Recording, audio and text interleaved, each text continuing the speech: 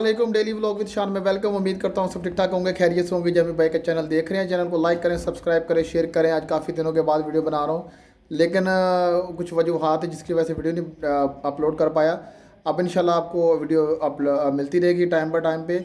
और बड़ी अच्छी अच्छी जॉब्स आ रही हैं, बड़ी अच्छी इन्फॉर्मेशन लेके आ रहा हूँ आप सबके लिए, ताकि आपको इस वीडियो से फ़ायदा हो और आने वाली वीडियो से भी फ़ायदा हो। ठीक है, जैसा कि आपको पिछले वीडियो में पता ही है कि अमेज़ोन की जॉब्स के मतलब वीडियो डालता रहता हूँ, और इंशाल्लाह न्यू जॉब्स आ गई हैं। जैसे कि ईद ईद ख़त्म हो गई, ईद के दिन जैसे ही छुट्टियां ख़त्म होंगी तो फ़ौरन हायरिंग स्टार्ट हो जाएगी, क्योंकि आगे फिर ये यानी कि वाइट फ्राइडे इस तरह के डिफरेंट डेज़ आ रहे हैं, जिसकी वजह से हायरिंग स्टार्ट हो जाएगी अमेज़ोन के अंदर। ठीक है, तो आज की वीडियो में मैं आपको बताने वाला हूँ कि चैरिटी और अपील कैसे करते हैं यूएई के अंदर। ठीक है, देखें इसके ऊपर बड़े लोगों ने मुझे यानी कि सवालात किए और अक्सर करते रहते हैं, और जितना मेरे से होता है मैं सबको गाइड करता हूँ कि कैसे आपने अपील करनी है, कैसे चैरिटी अप्लाई करनी है।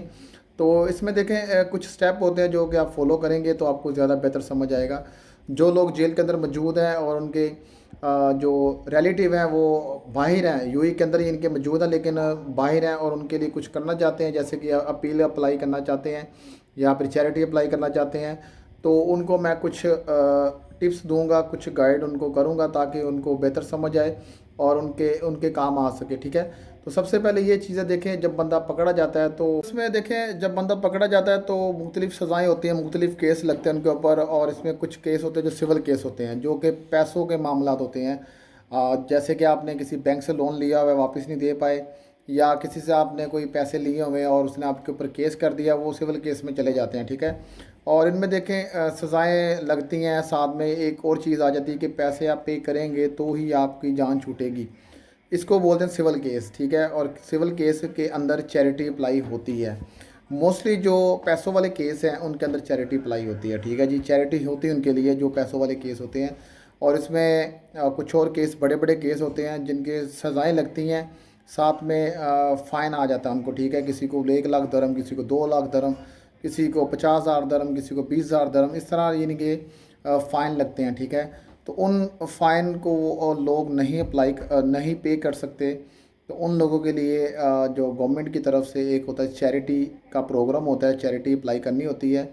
ठीक है, उसको अप्लाई करने का तरीक़ेकार ये है कि देखें, जब बंदा पकड़ा जाता है, जेल के अंदर जाता है, तो जब उसको पता चल जाता है कि मेरे ऊपर इतना फ़ाइन लग चुका है, तो उसके बाद जेल के अंदर से ही चैरिटी अप्लाई होती है। ठीक है, जेल के अंदर से चैरिटी अप्लाई होती है।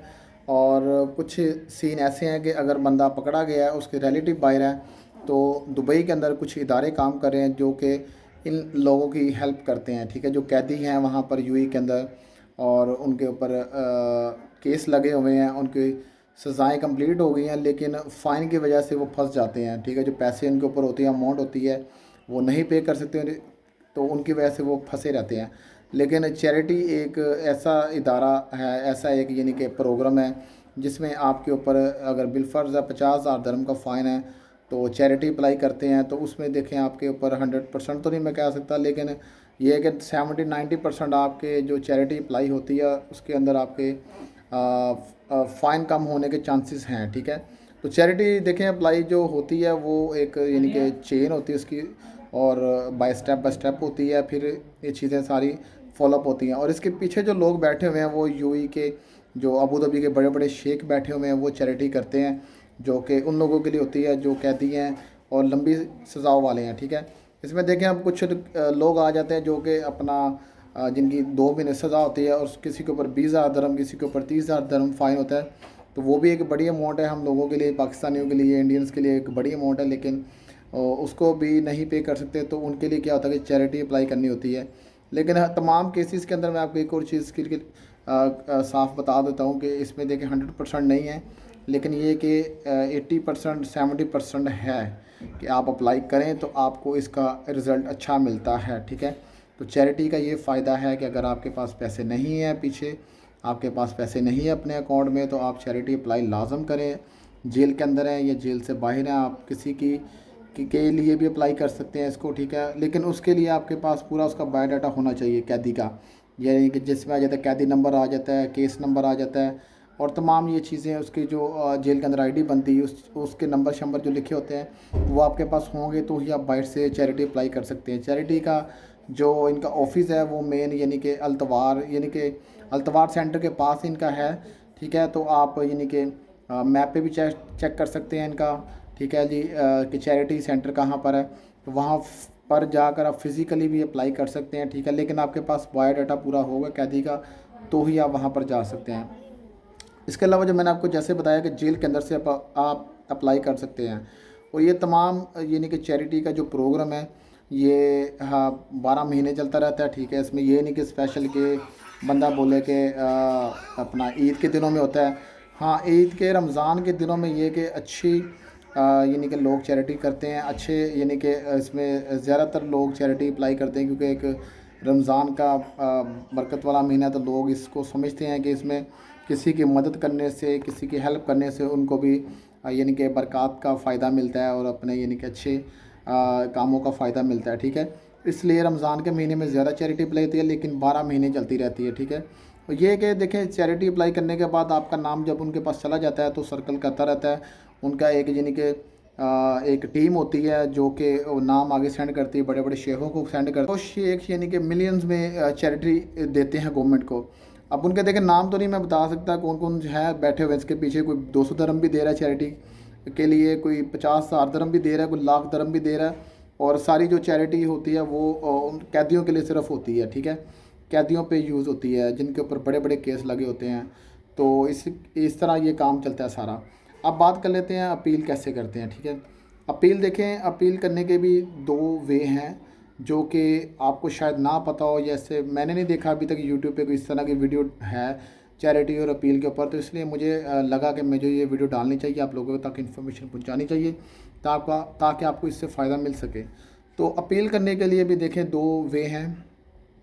एक तो जब बंदा पकड़ा जाता है तो उस टाइम पे ये होता है कि जब बंदा जेल मूव कर दिया जाता है, सज़ा लग जाती है उसके ऊपर, तो उसके पास एक मौका होता है अपील का, वो फ्री मिलता है गवर्नमेंट की तरफ से।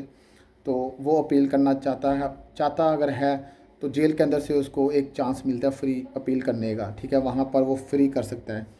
इसके बाद दूसरी ऑप्शन आ जाती है कि अगर बंदा पकड़ा गया है और उसके पास कोई यानी कि नहीं कुछ समझ आता उसको, और वो समझता है कि जेल से करने से कोई फ़ायदा नहीं होगा, बाहर से किसी वकील से मैं करवाता हूँ, कोई अच्छा वकील कर लेता हूँ, अच्छा लॉयर कर लेता हूँ। उसके पास ऑप्शन ये है कि उसके पास अगर पैसे हैं तो बाहर से अच्छा वकील कर ले, और यानी कि बाहर से अपील कर ले, वो भी ऑप्शन उसके पास मौजूद है। तो दोनों वे में अपील जब अप्लाई होती है तो उसका रिज़ल्ट जो आता है वो आफ्टर यानी कि जजमेंट के बाद ही आता है। जज आपके सामने यानी कि ऑनलाइन बैठते हैं, वो दोबारा आपकी बातें सुनते हैं, वही जो केस आपके ऊपर लगा होता है। एक बार तो आपको पता चल जाता है कि मेरे ऊपर ये केस लग गया, मेरे ऊपर ये सज़ा इतनी आ गई है, जेल जब बंदा चला जाता है। लेकिन आप चाहते हैं कि यार मुझे ये गलत लग रहा है, मेरे साथ गलत हुआ है, तो जब आप दोबारा आपकी डेट आती है, जजमेंट होती है, आप दोबारा यानी कि ऑनलाइन आपकी वीडियो यानी कि ऑनलाइन वो जज बैठ के आपकी सारी बात सुनते हैं। ठीक है, उसके उसमें आपको सारा केस बताते हैं कि ये केस आपके ऊपर लगा हुआ है, तमाम चीज़ें आपको एक बार बताते हैं। उसके बाद फिर आपका वो सुनते हैं कि आप क्या चाहते हैं अब। ठीक है, तो मोस्टली लोग क्या कहते हैं कि वो यानी कि जिनकी सज़ाएँ लंबी होती हैं और उनके लिए तो समझ आता है, जिनकी सज़ाएँ छोटी हैं यानी कि 2 महीना, 3 महीना, 4 महीना, तो उनके लिए ये है कि अपील आप ना ही करें तो बेहतर है, 2-3 महीने वाले। क्योंकि बाज़ औक़ात ऐसे भी हो जाता है, ये 100% नहीं मैं आपको बता रहा, लेकिन बाज़ औक़ात ऐसे होता है कि अपील करने से भी नुकसान हो जाता है, अपील करने से आपकी सज़ा बढ़ भी सकती है। जज बाद में जजमेंट ऐसी दे देते हैं कि बंदा हैरान हो जाता है, फिर मजबूर उनको बदवाएँ देने पे हो जाता है। तो बाज़ औक़ात ऐसे भी मैंने केस देखे हैं जिनकी सज़ा महीने की थी, अपील करने के बाद उनकी सज़ा 2 महीने और बढ़ जाती है। ठीक है, तो बाज़ केस ऐसे भी देखे जिनकी अपील करने के बाद सज़ा बहुत कम हो गई है, फ़ाइन भी कम हो जाता है।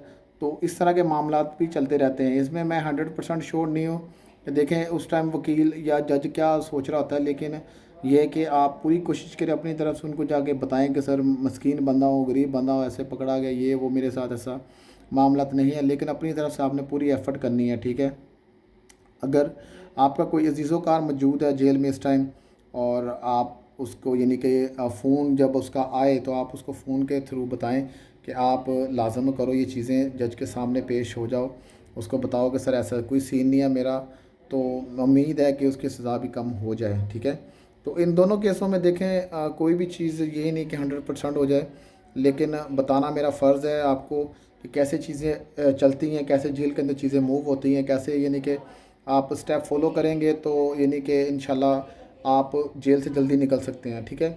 अच्छा, इसमें मैं एक और चीज़ ऐड कर देता हूँ थोड़ी सी।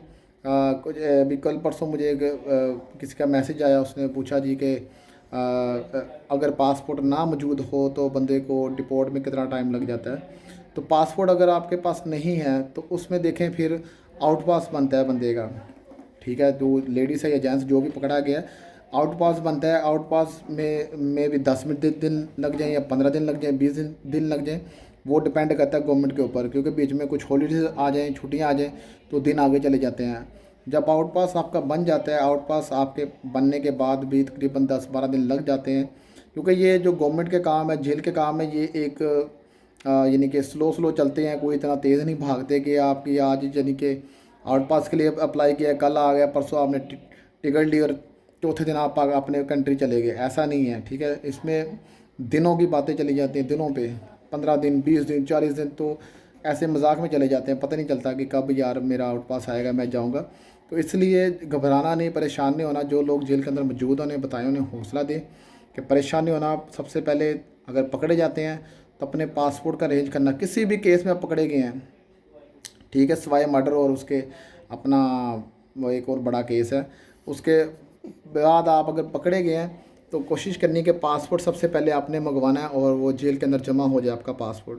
ठीक है, पासपोर्ट जमा हो जाएगा, थोड़े दिन आपके यानी कि अगर डिपोर्ट लग गया है तो ये है कि थोड़े दिन कम हो जाएंगे और आप जल्दी डिपोर्ट हो सकते हैं। इसके अलावा कुछ पूछना होता मुझे लाजम मैसेज किया करें, मैं अपना यानी कि जैसे टाइम मिलता है मैं मैसेज देखता हूँ सब लोगों के और आंसर करता हूँ।